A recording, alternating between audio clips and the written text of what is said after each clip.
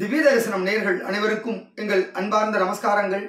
நான் உங்க பத்திரிகையாளர் விஜயானந்த் பேசுகிறேன்.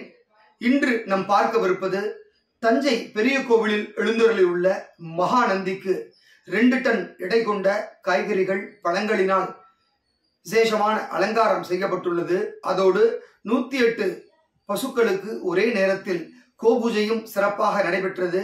அப்படி ஒரு நிகழ்வை இன்று மாட்டுப் பொங்கல் தினத்தன்று நாம் பார்க்கவிருக்கிறோம். இப்படி ஒரு விசேஷமான இந்த பூஜையை இந்த வீடியோ வாயிலாக பக்தர்கள் தரிசித்து அருள் பெறும்படி உங்களை அன்போடு கேட்டுக்கொள்கிறேன்.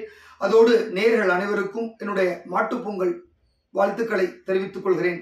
நன்றி, வணக்கம்.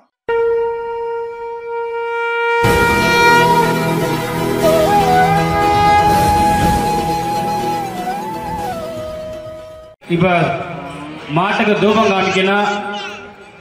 ஓம் தசத்ரவ்ய சமாயுக்தம்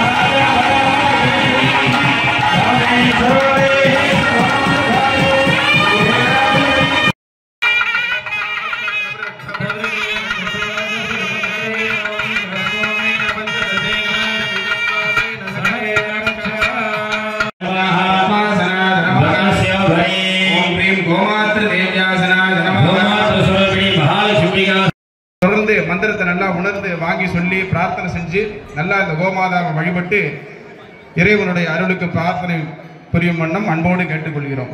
இப்பொழுது சங்கல்பம் மந்திரத்தை நல்லா வாங்கி சொல்லுங்க. மமோ பாக்த சமஸ்த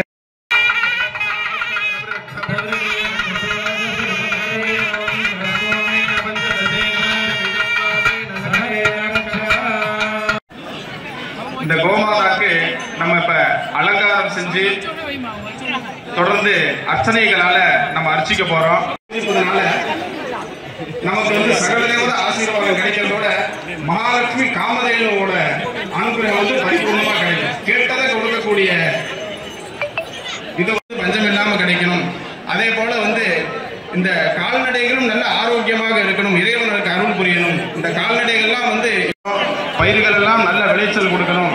நல்ல அதற்கு வந்து இந்த கால்நடை ஜீவராசிகள்லாம் நல்ல சத்தாக இருந்து உழவுக்கு உதவி செய்து நமக்கு வந்து உறுதுணையாக இருக்கணும்.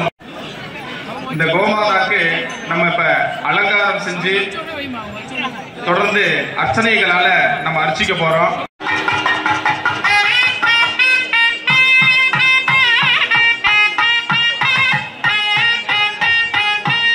தட்டில் வந்து சக்கரை பொங்கல் வச்சிருக்காங்க. இந்த சக்கரை பொங்கல் மாட்டை கொடுத்துருங்க. பசு மாட்டுக்கு சக்கரை பொங்கல் இருக்கு. தட்டு கோடையில சக்கரை பொங்கல் வச்சிருக்காங்க.